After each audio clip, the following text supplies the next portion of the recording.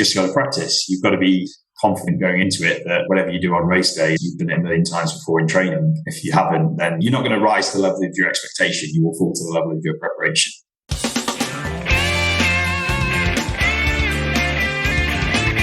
Welcome to the Your Data Driven podcast. If you like this podcast, be sure to visit our website at yourdatadriven.com for more useful help and advice on setting up your race car, mastering data analysis, and driving faster. Welcome to episode 40.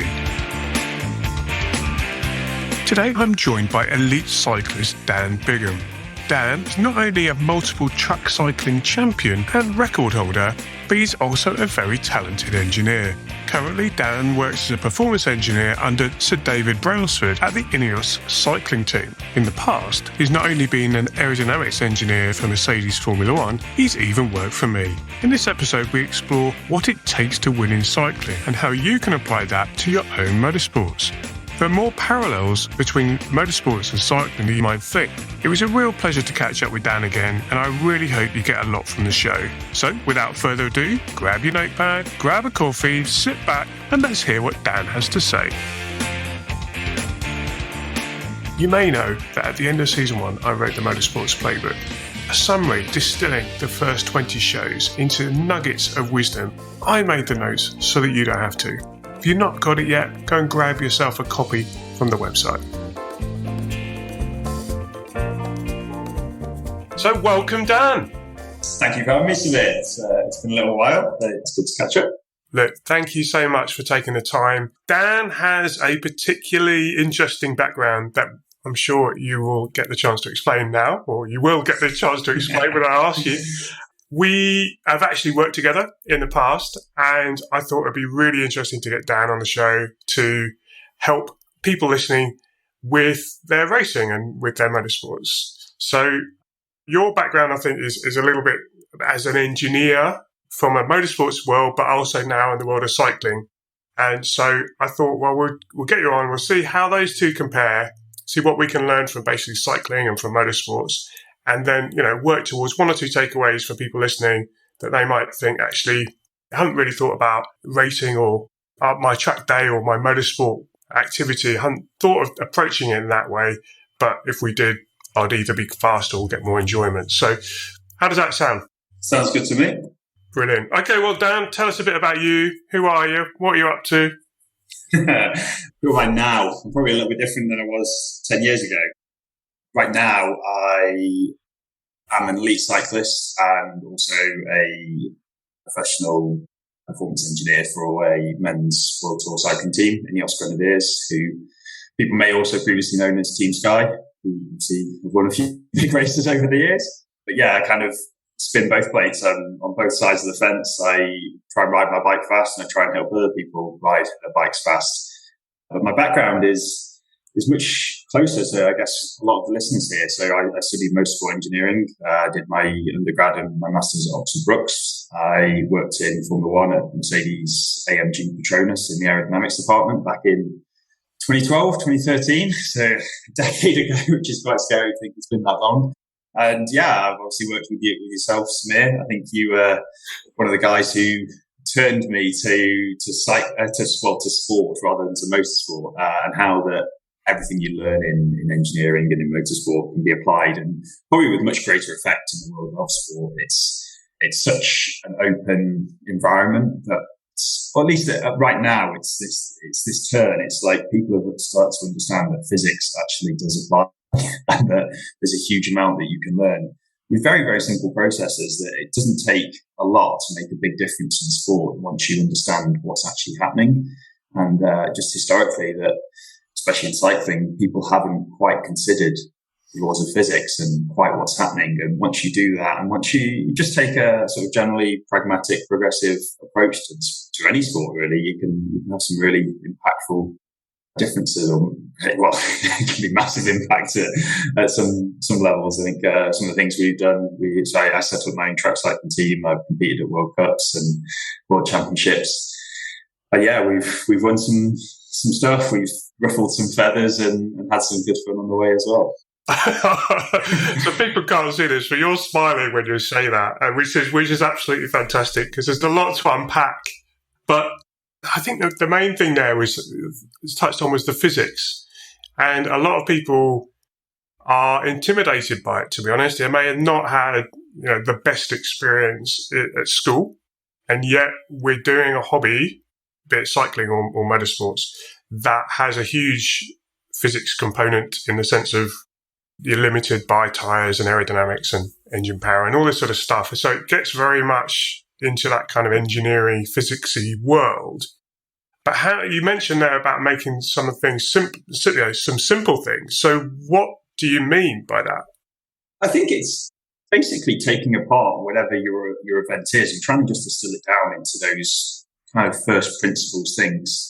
Everything out there, you can make it incredibly complex. And I think people come into motorsport and they see Formula One. And even when I was in there, some of the things I didn't understand that were going on. And that is genuinely because they're at that level. There's enough resource and finance and people and knowledge to go 10 times deeper than anyone would ever need to in any other sport or motorsport formula. So in cycling, I think there's a good parallel between amateur motorsport and elite level cycling. They're kind of very similar in application of physics and the benefits that you can gain, and also the sort of competition level. So the financial cost of running, say, a world tour cycling team per athlete is probably very similar to kind of a good formula level amateur motorsport, and the laws of physics actually have a similar kind of bearing on performance. So I think basically it's trying to break it down into those simple things that you can tend to measure quite easily. And obviously you've built some awesome Excel tools. You go on your website and it's really helpful actually to break it down because someone's done the hard work. But I think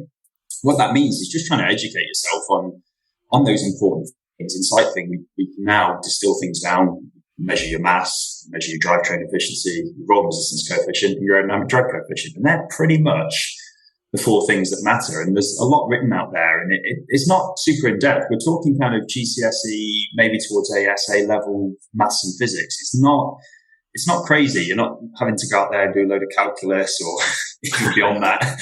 It's very simple Newtonian physics that most people can probably pick up with a couple of weeks of just a bit of reading, a few hours every day, reading some forums, going online, and just trying to understand how that applies to what they're doing. Well, one thing, I don't know if it's the same, sorry to jump in there, but I don't know if it's the same, but certainly in an amateur motorsports paddock, there's quite a lot of folklore.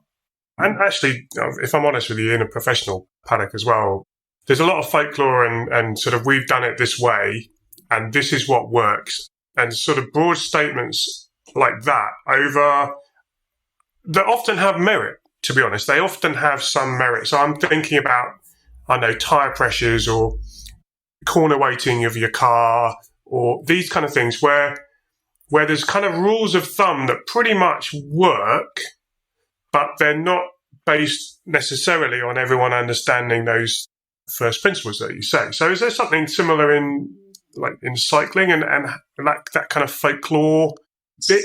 I don't know. Yes. I was going to say it's a huge problem in cycling. It's not a huge problem. It's a huge opportunity for everybody who is willing to put that aside. It's the old school dogma that we've always done it this way. And the amount of times I've heard that, and then you just find the nearest table, bang your head a few times. That's not a reason to do anything, ever. If you can't justify why you're doing it, and all you can ever say is we've always done it this way, then there's no justification whatsoever. You don't understand the logic, the reason, the steps to get there, and you can't move forward from that, right? It might be that logic is, whatever you're doing is perfectly correct and the best way of doing it, but you can't take a step forward because you don't understand what underpins that decision. You don't have a model or some logic or a method to assess that or improve it. It's just, we're going to run the corner weights like this because that's what we've always done, or that's what my friend's friend told him 10 years ago, and we just carried on, and that's the way it is. You can't move forward. And if that's just the general knowledge and that's how things are done, then you're doing the same thing as everybody else and you can't actually improve. And it's commonplace. So, for example, track cycling, the team pursuit, which is the blue ribbon event in track cycling. If you watch the Olympics, all events are equal, but some more equal than others. I think David Brailsford once said. And I think the 4K, the team pursuit, is the one. And historically, effectively how it is, and to kind of summarize the event, you race over 4,000 meters, 16 laps. You have 4 men or 4 women, 3 to cross the line, and everybody would do a lap and change, a lap and change. But everyone's physiology is different. The aerodynamic drag coefficient is different. The 4 roles are different. The first rider has to work a lot harder to accelerate because everybody behind them has the aerodynamic draft. So the roles are totally different. But historically, everyone just did the same thing. Then to move that forward, you just have to completely pull it apart and go, well, we don't have to do the same. We're all different people. We have different physiologies and we have different aerodynamics. Let's optimize that. Let's do longer turns in some scenarios. Let's do shorter turns. Let's change to the middle of the line rather than the back of the line. All these things the sport had never considered because it's always been done like that. Why would you ever do it different? But when we, effectively, as a track team, we were pushed into this corner before we had a rider who couldn't ride in the traditional way because he was too weak. And we had another rider who was incredibly anaerobic, but not very aerobic, which basically meant we couldn't get into 4K. So we changed the strategy completely. We had one rider do 6 laps from the start, and everyone was like, what are you doing? You're 6 laps in and you're down to 3 riders. Like, well, yes, but also the other 3 guys haven't been on the front yet. They've had a really easy start. They've recovered from the start, if anything, and the line suddenly becomes a lot more stable. So then we start to do longer turns, and every time you change, you lose a bike length.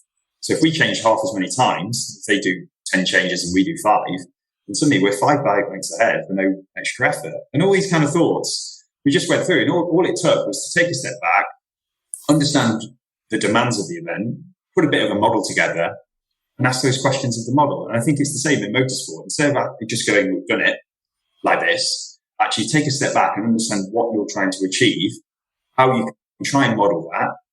Excel can be great. There's tools out there. Obviously, you've built some fantastic ones. And then ask questions of the model. Okay, you might get to the limits of it. There might be some assumptions in there that are wrong. But often that can lead you in the right direction. I think that scientific process is the best way to really uncover those gems of progress. The modelling is definitely, it can really help you, and it's a natural kind of engineering approach. Something simple. The challenge with models often I find is that if people aren't experienced using them, is that they almost expect too much from them. I had a guy on the show recently and he talked about using models as this is full engineering language, right? He goes, they're great delta simulators or something like that, right? And what he meant was the model isn't going to give you the answer, but it will give you an idea of the direction and the magnitude of a change in something you're interested in. So, if you change these parts of the car, you can expect the behavior to change, in this way, i.e. more understeer, and by about that much. It's not necessarily going to give you exactly what's going to happen on the real car, but it gives you the direction and makes your decision-making less of a guess, in effect. Yeah, you get those sensitivities. They're pretty common nowadays in cycling. They've definitely taken a lead from motorsport of how important is this variable. And therefore, should I put a lot of resource into it or very little? Should I try and understand more about it and focus more on it? Or should I just put it to one side, at least for the time being? You might reassess that in a year or 2 years' time and go, well, I spent 2 or 3 years working on these variables. Suddenly that one is actually a lot more important because you're at that cutting edge. You've made those big leaps forward and you've got to start picking the higher up the tree. But I think it comes down to measuring what matters.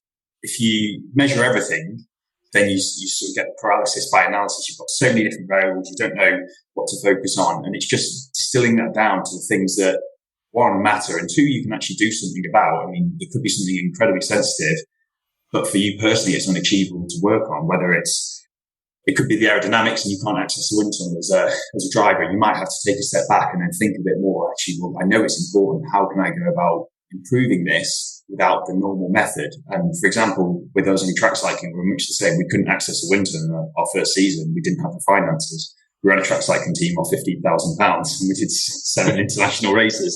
It was tight. So then it was like, okay, well, we're measuring power. And again, much like motorsport, you can probably have a good assumption of what your power is. You can get your torque to speed curves, and then you could have an idea. And if you know what your air density is and you know how fast you go, you can probably have a good estimate of what your CDA is. And you can start to play about with different wing angles. In our scenario, we're starting to look at different skin suits, different helmets, everything really. Shoes, aero socks were a big one, and it often blows people's minds. But changing from a pair of cotton socks to the right material was worth about 7 to 10 watts, which is a phrase that we've used a lot since then, but it actually was about that, which equates to about nearly 2 seconds in a 4-kilometer event. We change our socks, we go 2 seconds faster. And people are like, but that's just socks. But it's like, well, it doesn't matter if it's just socks, just a helmet, whatever. All it took was that search for sensitivity. And we realized socks matter. Let's work on socks. I love it. Absolutely love it. And I think that's really the message, isn't it? There's a balancing act here between making something quicker and also making your life easier. And I think in the world of cycling, that has much more of a direct impact because you are, as a cyclist, the engine as well. And I love the analogy that you guys have about watts. So you don't really, we talk lap time, you talk watts. And it's basically like, if I make this change, how many watts is that going to give me? It's watts equivalent, isn't it, I suppose, of what you can do as a cyclist yourself. So if I was able to find 100 watts of, compared to you and I could actually have a race, I imagine. But maybe a few more, maybe 200 watts. But that's the point, isn't it? So you're making your life easier. And that is the message. So like you say, if you do everything the same as everyone else has done all the time, then you're competing, but it's much more reliant. So on a car setup, for example, I don't know, so this is a question for you about feel. But on a car, so you've got this component of the mechanical setup of the car, and theoretically it is perfectly set up, wherever that is, for a robot to drive it around the track, right? Let's just say that. And then you put a driver in it and they get in and they're terrified. And they're like, well, I have no confidence and there's no way that they can get anywhere near the limit of this car. So what do you do in that situation? Well, in motorsports, we try and adjust the settings of the car and the handling so that, it's less optimal, but it's actually faster overall. Do you have anything similar like that in terms of feel in cycling? I remember we talked once about the positioning, certainly in the time trials, of like how far forward you can be in your sort of aero position before you end up losing your strength or whatever. Is there something like that with feel in cycling that's equivalent? Yeah, there's a kind of a few parallels in that respect. So I used to use a metric. Still, you do use a metric. What's the CDA? So when you're riding on a flat surface, CDA or aerodynamic drag by far your biggest loss. So if you were to measure your power input and your drag, CDA, your aerodynamic drag coefficient times front area, the ratio of the two determines how fast you go. Or you can look in power to watts or power to drag. There's many ways to look at it. But you can either create a really sneaky performance, is what you would call it in motorsport terms. So something that performs incredibly well, but is somewhat unsustainable for longer durations. So if I was to race over, let's say, a minute, I could sustain a position, or maybe 4 minutes. But if I was going to go for an hour record, then suddenly you need to open that window a little bit, because to sustain that position on your neck, on your shoulders, on your back, and just as you muscularly fatigue, if you're going to ride at your maximal power for an hour, then obviously by the end, there's a lot of fatigue going on mentally and physically. And the ability to sustain that position becomes harder. So then you start to think a little bit more about the consistency of the position and the comfort of the position. So you've got the absolute optimal lowest CDA that you can ever achieve. But then you may take a backward step in absolute terms and say, well, holistically over the entire event, I'm better off because it's more comfortable. My neck hurts less, my shoulders hurt less. The helmet could be less aerodynamic, but lighter. So there's less fatigue in the neck, especially in the hour record, where you actually have, on average, about 25% increase in load. Just to jump in here for the benefit of people listening, Dan has had a go at this hour record and is going to have another go. Depending on when this show comes out, he may or may not have actually done that or not. So I will make sure that if he has, we will update the news here. But yeah, he is actually going for a world record in the hour. So hence it's relevant. And probably forefront of your mind again. Oh, don't worry, it is about 5 or 6 months away. So unless you're going to sit on this episode, it will be out. It will be out before that then. Yeah, So I mean, the hour record is such a perfectly pure event in that respect, but you need to still think in that relative term of having a performance window, and then you can think a little bit more outside of that, like a physiological performance window, and even like a mental performance window. So I had a lot of good discussions. I have a couple of engineering, I guess, mentors really, One, Keith, he used to be the CTO at Meggitt, which is obviously quite a big, cool engineering firm. And Sam, who runs Libertine three-piston engines, which is a really cool, it's a linear power system. So basically, without going into loads of details, it's where a piston is controlled with electromagnetic fields rather than the crankshaft. And they're keen cyclists, and they talk loads of real left field ideas to me, which is awesome because even though I try to think differently, you still become contained by the sport, and you don't know what you don't know, really. You kind of, you start to fit the social norms of the sport. So for them to come in and say, what about this? And like, for example, you end up with your own folklore, don't you, in your own head, of your own senses of reality based on your own experiences. One of the lovely things about this show is that most of the people listening, I would say, well, probably most of them, the majority, the reason they love this show is because they want to learn. And I think you can never stop learning. And so I love hearing that from people like yourself and, all these top level sportsmen and engineers. It's like, what's the biggest thing? I'm always learning. And you're like, well, you've achieved all this. It's like, yeah, no, we're literally just scratching the surface. So these guys are coming in and giving you great stimulation and ideas then. Yeah, so and that whole Dunning-Kruger kind of curve, you kind of feel like you're in this valley of despair, and hopefully you head in towards the mountain of enlightenment. But yeah, it's having people who challenge you, because you do become somewhat ingrained, and I think you try and have that mindset of I'm probably wrong with everything, but you still have to have the confidence, especially within a team where people rely on you to say this is what you need to do. And I can tell an athlete, and hand on heart say, this is to the best of my knowledge, the thing that you should be doing, but it's probably wrong. And like, that's not really a very confidence inspiring thing. So you need to hold that thought in your head.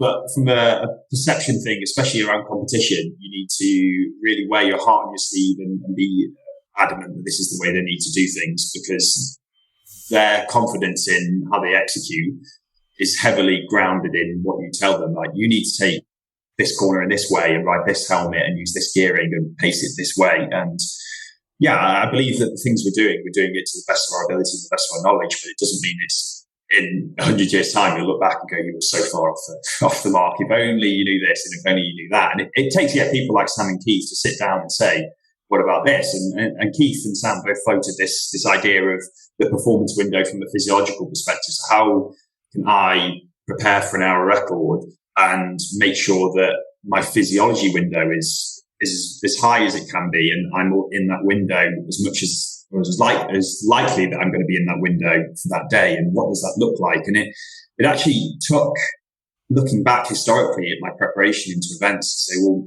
actually, if you compare how it performed in training to how it performed in an event, they didn't really line up. I wasn't in that window for those events. And to then go back and then say, well, if you're performing well in training and you can't execute that in a race, there's a disconnect there. And how do you then address that? So, I mean, the upshot of it was that effectively I didn't taper, which is something that a lot of athletes would go, well, why wouldn't you reduce your training load? But I think it was more a reflection on myself as an athlete, that I probably can't take guidance and advice from other elite level athletes who are full time, because I'm not full time. I can't train the hours and the training load that they can. And they can go and do 30, 40-hour weeks, you hear of. And for me to do 40-hour weeks, I think my boss might get a bit annoyed with me because I won't be answering very many emails. I won't be doing very much work. Not least from the time on the bike, but just the general fatigue level. So actually, I'm relatively on the side of overtraining. I'm definitely not. I'm definitely on the undertraining side, which is a nice place to be. If you can push it up a bit and you get a positive feedback loop. But it does mean that the whole backing off, the tapering thing just doesn't work for me. And so it meant that, I kept my foot on the accelerator right up until my recent hour record set back in October, and it was, successful. But it just took that, why are you doing this? Oh, because everyone tapers. And then you actually look at it and go, but that actually didn't work for me. And the numbers show that. And it takes somebody to give you a little kick. Absolutely. It's funny, actually. There's a mutual friend of ours, a guy called Barry Fudge, and I talked to him about tapering and running, and we've gone a bit left field here, so forgive me, all the listeners, but we're talking about athletics. So Barry's a physiologist, works in the world of athletics and running, and there's a lot of people who run, and he said exactly this thing. It's like, because you're running as an amateur, you don't really need to taper because your volume isn't high enough, basically, at any point. So just keep on going. But it's the folklore, it's the conventional wisdom. And that's the example, or that's the reason I mention it, is that, you go on to any of these sports things, they all say 1 or 2 weeks out, you need to start tapering down before your event. And it's really hard to push against that. And I think that's relevant for both cycling and motorsports. If you push back and say, actually, I want to try this thing that is different or maybe against the folklore, it's hard sometimes. So where do you find the confidence to do that? I guess I find the enjoyment in the application of the engineering to then go and find those little things. And then I think once you convince yourself, I very, very, very, very rarely go into competition and try something new in competition. It would take a lot for me to do that.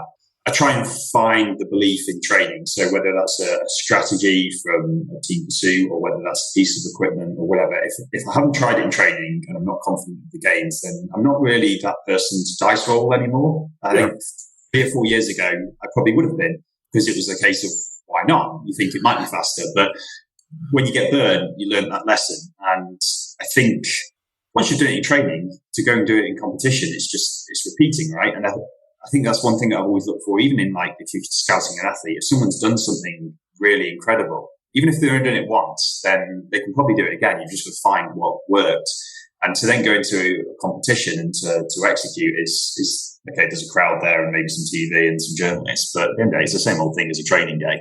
The other side of it is just the fact that if you're doing it different to somebody else, then it's an opportunity for you to be gaining an advantage. That if you're going to do the same as them, then you've got to do something a whole lot better to be better than them. If I repeat everything they've done, then how am I going to be any better? I think on the whole, I try to look at how the processes they've gone through to get to where they are, rather than what they're doing on competition. It's how did they get there, rather than what are they doing? So don't focus on the outcome, focus on their process, learn from their process, and then do their process, but better.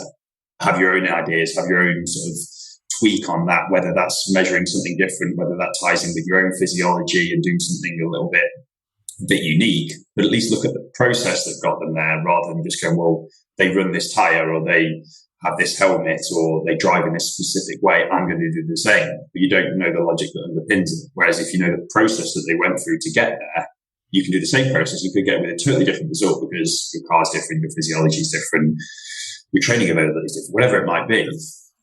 It's the process that matters and not the outcome. Have you got an example of a process like that?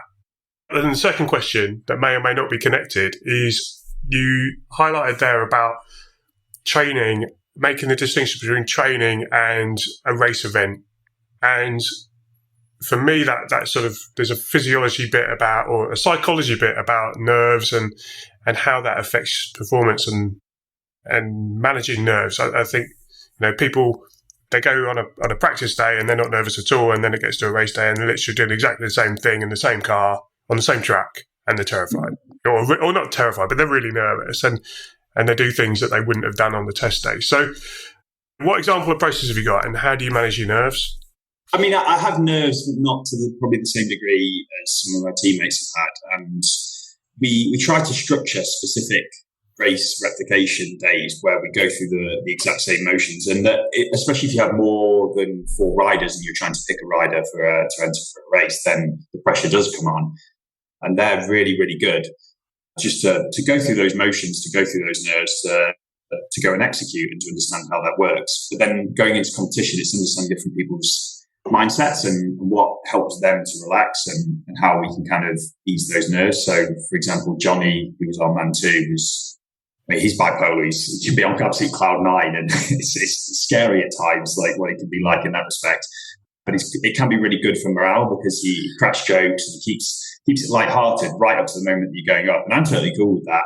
And it keeps other people, Charlie and John, quite relaxed, because if you give them a moment with their own thoughts, then it's a scary thing. Especially John and our strategy, how we ran it was, again, quite left field. So we would start faster than John could start and would drop him in the first lap. So we're 1 lap in and John is not on. And the reason we do that is we can start faster and I drop into the gap. But for him, all he's thinking is, I'm going full gas and I'm not getting on. And all I can hope is that I'm close enough and that gap gets filled, because if it doesn't, the race is done. That's it. We've spent many thousands of pounds to fly to the other side of the world to race a World Cup, and he didn't get on, and that's game over. So trying to make sure that he feels confident and to do the training sessions that make sure he gets on. So that thought never creeps in. He's done it 10 times in training and every time he's got on. Because the other way around, he's done 10 times in training, got on once, then suddenly the levels really, really do build up. So I guess that's, the nerve side. I think as well, I enjoy competition. I think I go into it and it's like, it's not a chance to fail. It's a chance to show all the preparation that I've done. Okay. So it's more of a positive mindset than I don't want to fail. It's like oh no, it's showtime. And it's not just the physiology. I enjoy cycling, and it's incredibly easy to say for the application of physics. And it was much the same back in motorsport, of like the effort that you put in. So I used to race quad bikes and karts, TPM Extreme. So I've got an idea of what that's like. But you can put so much time and effort into the preparation of the equipment, and it's nice to go out there. And in cycling as well, it doesn't have to be the physiology that wins the race, and it doesn't have to be the equipment. It's the pairing of the two, or the ratio of the two. So you can go out there and achieve something awesome, and people cheer about it. And it's like, well, actually, this is because I spent a load of time doing some cool testing and optimization, and it's a fun thing to talk about. And that's what really drives my, I guess, passion for the sport. And people in sport for different reasons. I've always said this, like some people in cycling love the adventure. Some people like, I don't know, cool looking shiny kit. Some people like going to the cafe with their mates. For me, as nerdy as it is, it's the application of all those kind of MATLABs and spreadsheets and everything else. I kind of empathise a little bit with that because I race too, and unfortunately, it's apparent that I'm not as good at driving as I'd like to be compared to some of the people I race with.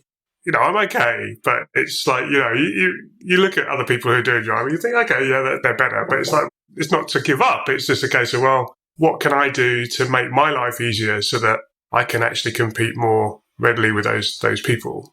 So it's the equivalent of the watts or whatever. And the approach that sits with me is to have that objective understanding, but it also matches with the feel as well. So it's one of those things. It's sort of, yes, we can look at the data and the data says do X, like, you could be flat out through that fast corner. It's like, okay, but I didn't, did I? So there was a reason for that, and I wasn't feeling confident. And then you go to the feel side of things, and you go, well, what can I change on the car to give me a feeling that's going to improve that? And I think that's when, if you get into the nerdy side of stuff with the physics, it's kind of, well, what do I change? Well, there's quite a bit I could change, so let's do that. And once you understand how to manage the balance, for example, of your car, it can give you a confidence both as an engineer, but also as a driver as well. And I imagine you, by the sound of it, because you've done all this homework in effect and prep, by the time you go in there, you're confident. And as long as you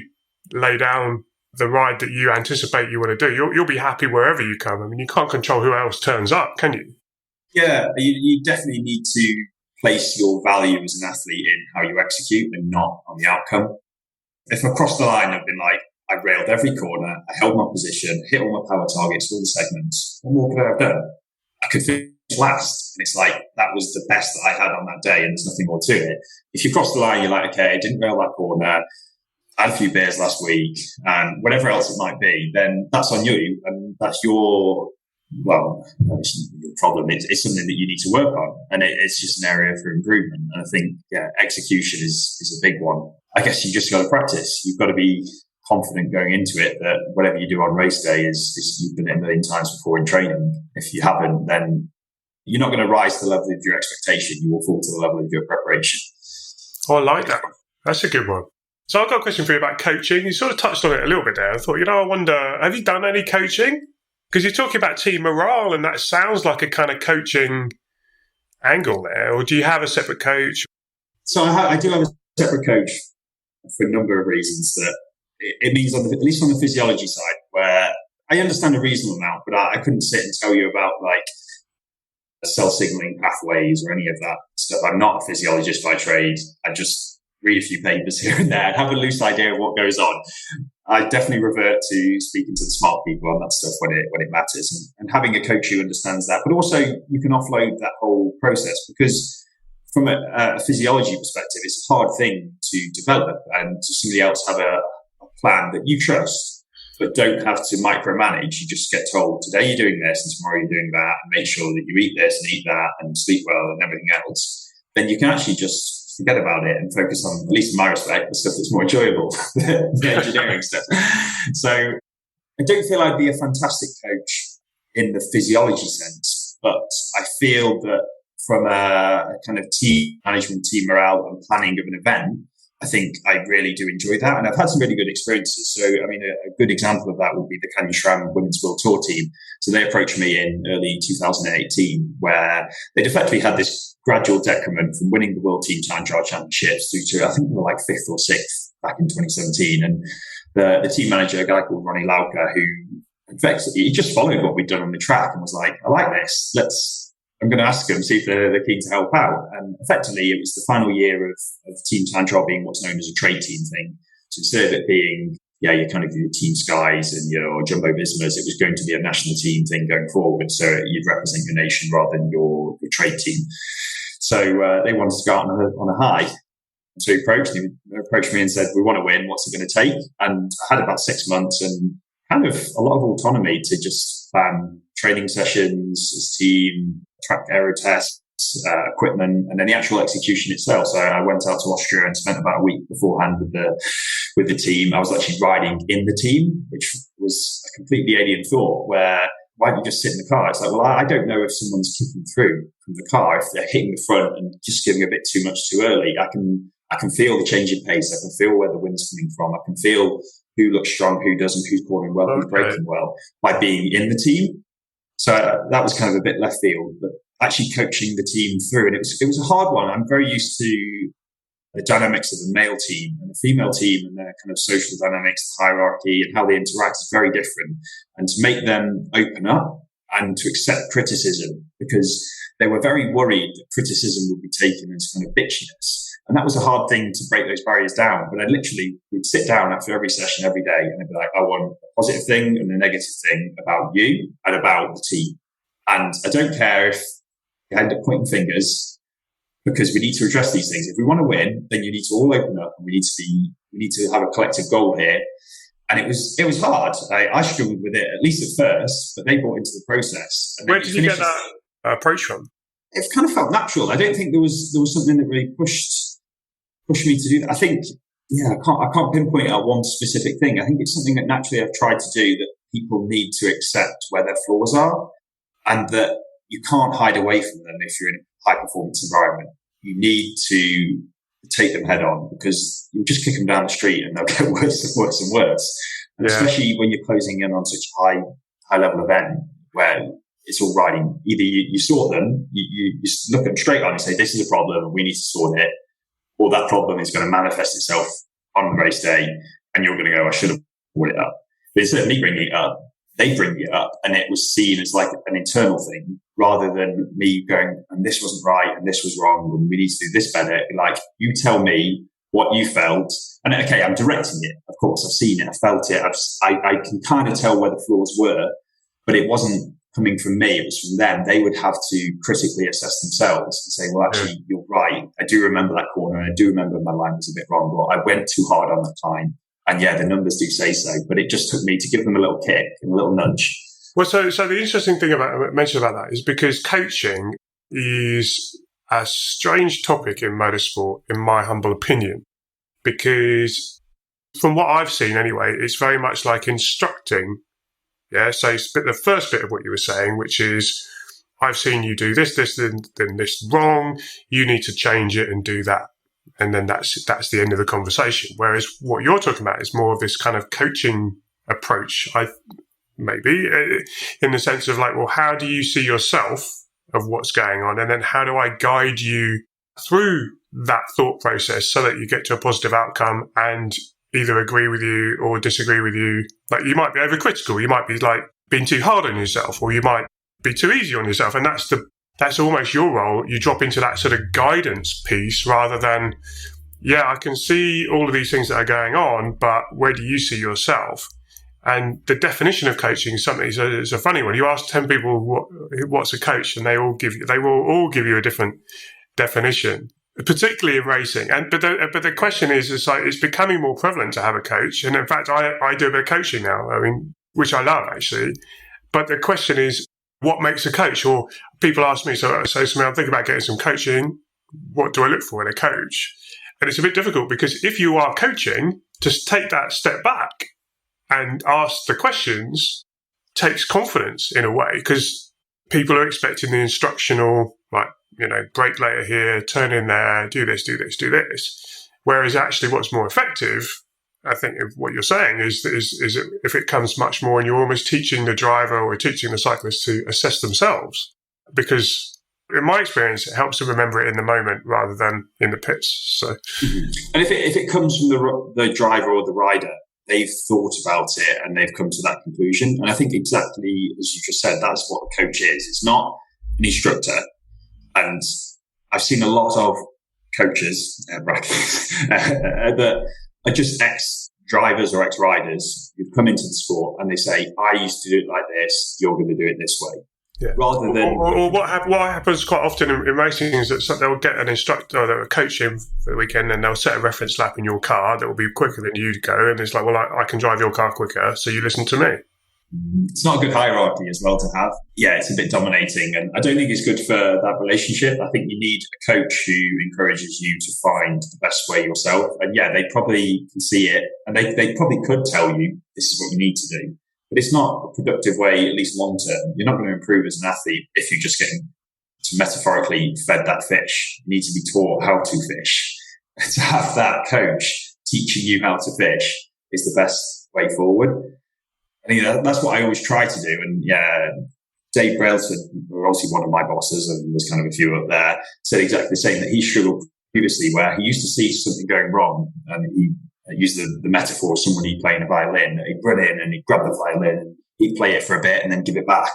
And that's great. Okay, it solves the problem there and then. But that person hasn't learned how to play the violin. He's good, isn't he? Yeah, getting buried in metaphors here. But it's just that it's great to try and solve the problem there and then because you know how to. But you need to teach the people so that you can step back and have confidence that they're going to be able to think for themselves and do things for themselves because they understand the logic and the reason that underpins it because they've gone through the process themselves. And I think trying to give the tools to the athlete to do that is really powerful. And as a team manager or team principal, whatever you want to call me, as when I was running the track team, I always tried to create tools or things that I could give to the team to ask their own questions, whether that was making my life easier that, for example, I didn't have to run an aero test. They could do their own analysis afterwards. Whether they want to go, what happens if I ride half a lap longer or half a lap shorter, or we go out too hard, or the air density is good or the air density is bad? What does that mean? Instead of having to ask those questions, they just play about with themselves. And then they really understand it because they've gone through that and you've empowered them as an athlete to answer those questions rather than just giving it to them. Right, so final sort of thoughts really. I mean, so do you think that translates down to someone who's effectively not in a team and they're sort of self-coaching or self-coaching themselves as a cyclist or as a driver? You've done that, haven't you? You've done very much on your own and self-coached yourself.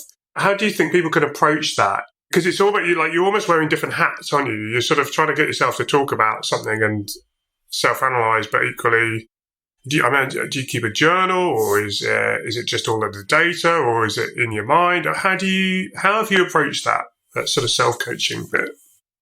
You need to build in a time where you go back and subjectively and objectively analyze your performance, whether it's a training session or a race, but have that kind of feedback in place where you go, what did I do well? What didn't I do so well? And what can I do about it? Yeah, so you're gathering data and video and some other records. Yeah. Okay. Yeah, they all feed in, right? In motorsport, you can log everything nowadays, which is, I wish cycling was that good. There's a few things we can do quite well. But honestly, all you listeners, you don't know how good you've got it with some of these cars where you finish, you've got a data logger at like 20 hertz or 200 hertz. You've got everything from engine RPMs, wheel speeds, brake temps, the lot. We aren't there in cycling yet, as much as I'm trying.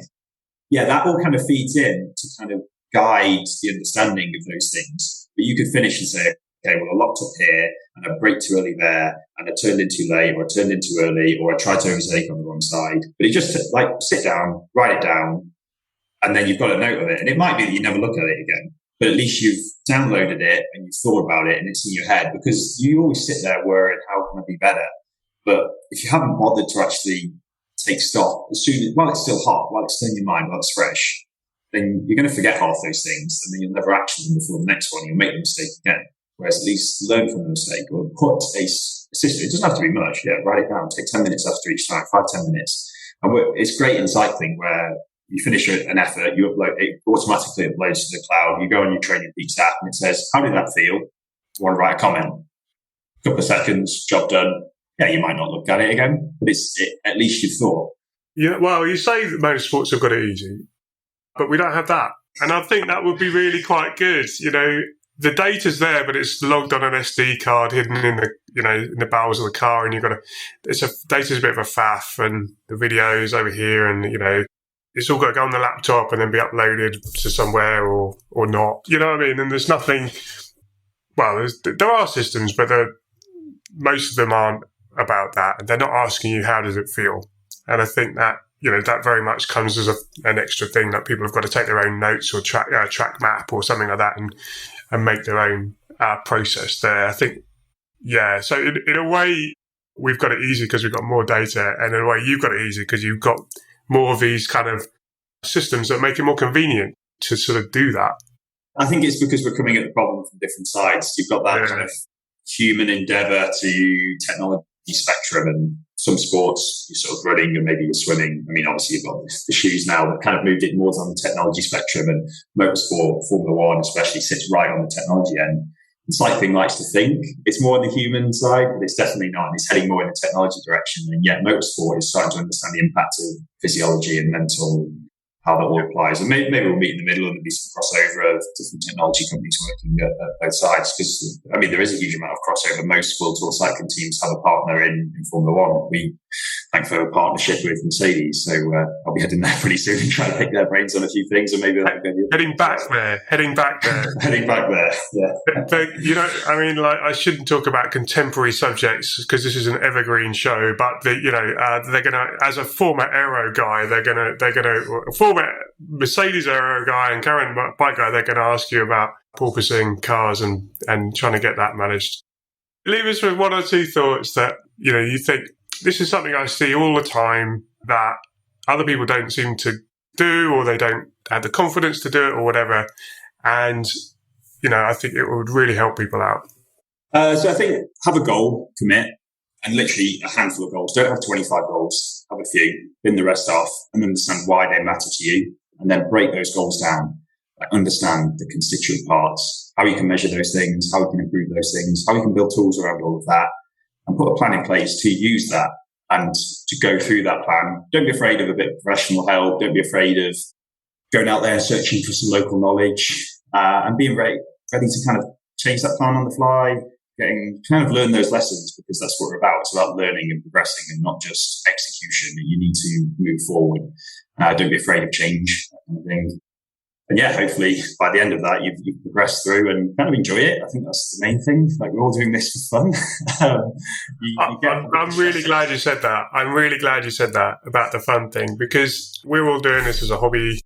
It's meant to be fun, and the amount of glum faces you see in a paddock because it's, well, I don't know why, but that they're not enjoying it for some reason. They're disappointed they didn't get the result they wanted or whatever. And it's I think that's a great way to leave it. So look, thank you so much, Dan. It's been great to get your views, and best of luck with everything you're doing. Thank you for having me. Yeah, I really enjoyed that. It was a good fun chat. You could probably tell it was a real pleasure for me to catch up with Dan. I'm very proud to see all the things that Dan has gone on to achieve. The approaches he is employing in cycling are completely relevant to the problems we are trying to solve in motorsports. I certainly got a lot out of listening to how Dan goes about his role as performance engineer, not afraid to question the status quo, trying to better understand the components of performance, and then setting clear goals to help you improve and then achieve them. Dan certainly is someone who puts his money where his mouth is. Keep an eye out on the news to see if we can break the world record, and I wish him every success. If you like this episode, be sure to subscribe to the podcast and visit us at yourdatadriven.com.